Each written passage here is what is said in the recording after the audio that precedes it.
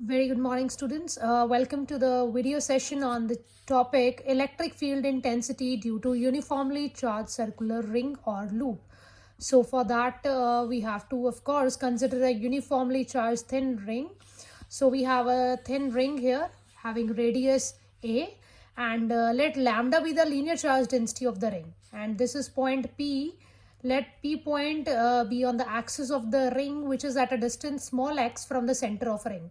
Now consider a small section, this small element of length dl on the ring, which is at a distance small r from P point.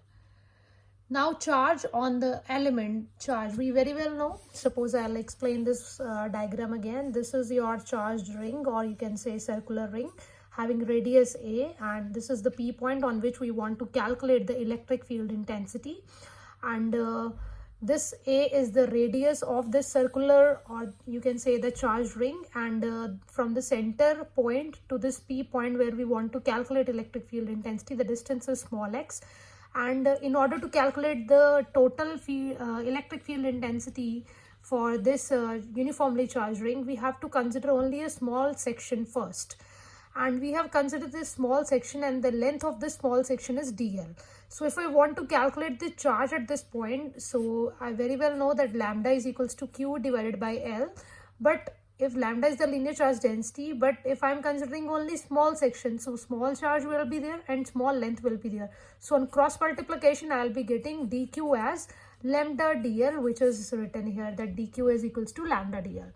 Now let us see the next point. Let this element be considered as a point charge.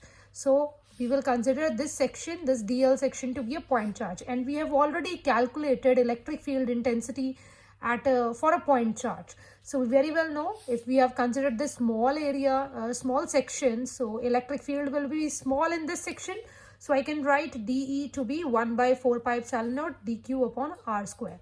As I already know that E is equals to 1 by 4 pi epsilon naught q by r square, but here this section is small, so that's why electric field intensity will be small.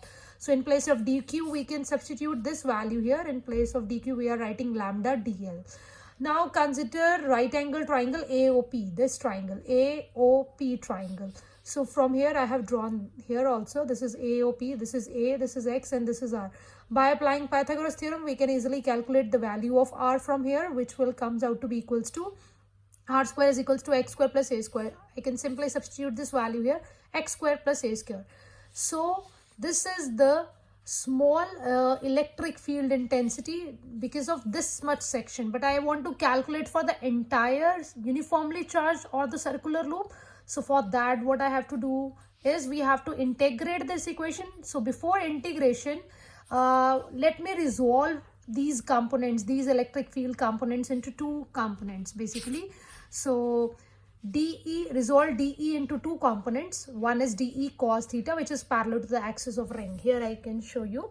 This is the dE. So I am making here one along the axis of the ring, which is dE cos theta, and one component which is actually perpendicular to the axis of ring, which is dE sin theta. Suppose here the angle is theta. And it is written here that the ring consists of many such elements. That means we have considered only small, this portion. So like this, it has many such elements, right? Then they're saying each element in the ring give rise to electric field intensity dE having horizontal and vertical component. So that means इस DL component की वजह से हर एक situation में मेरे पास दो components आएंगे. One will be your horizontal component and the other will be your vertical component. So the horizontal component, that is dE cos theta, due to all elements are due to electric field intensity. I will repeat again. Horizontal component dE cos theta due to all elements are added up as they are in same direction. However, dE sin theta component of electric field due to one element is cancelled by the element on the opposite side of this element as their equivalent opposite. Likewise, if I'll consider this section, so dE sin theta will be on this side. If I'll consider this section, dE sin theta will be on that side. So this dE sin theta and this likewise this way. If I'll consider this section, So electric field intensity dE sine theta will be in this direction, and if I'll consider this section, dE will be in this direction. So they will cancel out each other. So the only component which we are left with will be dE cos theta. So that means for this much portion we have dE cos theta. So if I want to calculate for this entire charged ring, I have to sum up all those components. So for that, therefore, I have written here net electric field intensity at P due to charge on the ring is given by summation dE cos theta, or rather you can say this is a continuous change. So you can replace summation sign with the integration. That is the whole ring, integration dE cos theta. Now I will simply substitute this value here. Just substitute this value here, 1 by 4 pi epsilon naught lambda dl upon x square plus a square cos theta. Now we have to substitute the value for cos theta. So for that, we again consider this triangle AOP. This value is A and this value is X. And in triangle AOP, cos is X upon R and R is X square plus A square raised to power 1 by 2. So I can easily substitute this value here. So on substituting the value here, so what I'll get is E will be equals to 1 by 4 pi epsilon naught lambda this, and this is power 1, this is power 1 by 2. So 1 plus 1 by 2 is 3 by 2. So we are left only with integration because all the terms are constant. Lambda is constant, X is constant, 4 pi epsilon naught is constant. These all entire terms are constant. So we are left with integration of dl over the whole ring. And whole ring will be having length as the circumference and the radius of the ring is A. So circumference will be 2 pi A. So we can write here in place of integration dl, we will be writing here 2 pi A, right? And now in the next step, what we'll do, this lambda and 2 pi A we will combine.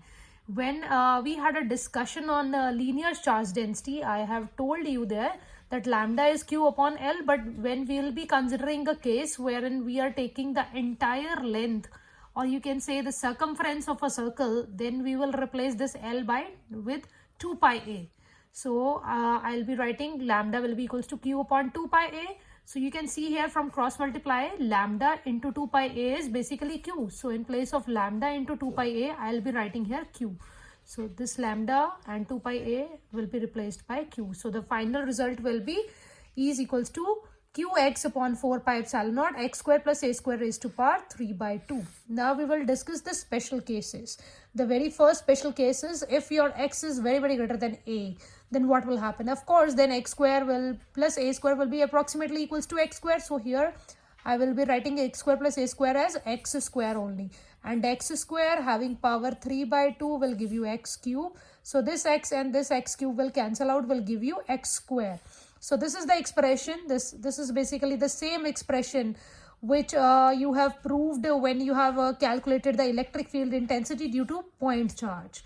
So you can say the ring behaves like a point charge at the center of the ring if the point of observation is very far away from the ring as compared to the radius of ring. So if P point is very far away, so the result will be same, which is same as that of electric field intensity due to point charge. Now the second point. When P point lies in the center of the ring, that means x is 0. So when you will substitute x to be 0, so the entire thing will become 0, which means the electric field intensity at the center of charge ring is always 0. This is a 1 mark question, so just keep it in your mind. Electric field intensity at the center of a charge ring is always 0. Third point is we want to calculate what is the maximum value of electric field intensity, and for that you will be having a chapter of mathematics in which you must have studied about maxima and minima. So if I want to calculate the condition for maxima, I have to take derivative of that particular thing, and that derivative, first derivative will be equals to 0, will give us the value for the maximum condition. So I'll be writing here dE by dx is equals to 0 is the condition for E to be maximum. So I simply want to take its derivative. So if you want to take its derivative, you have to apply a rule. Here q upon 4 pi epsilon naught is constant, and you can easily take a derivative of this, and when you will solve it, you will get it something like this, that x is equals to plus minus a upon under root 2. You have to apply here u by v rule, this rule, d by dx of u upon v. I guess you must aware of that rule, because here you have to integrate this equation with x, so you have to apply here this rule, which says v square v du by dx minus du by dx. This you might have studied in your grade 11th. So the electric field intensity due to uniformly charged ring will be maximum at a distance x is equals to plus minus a upon under root from either side, because the value is plus minus. So you have to see this graph. This is your x-axis and this is your electric field. So it will be having maximum value, and value of x is a by root 2 or minus a by 2. So graph will be of this kind. Hopefully this article is clear.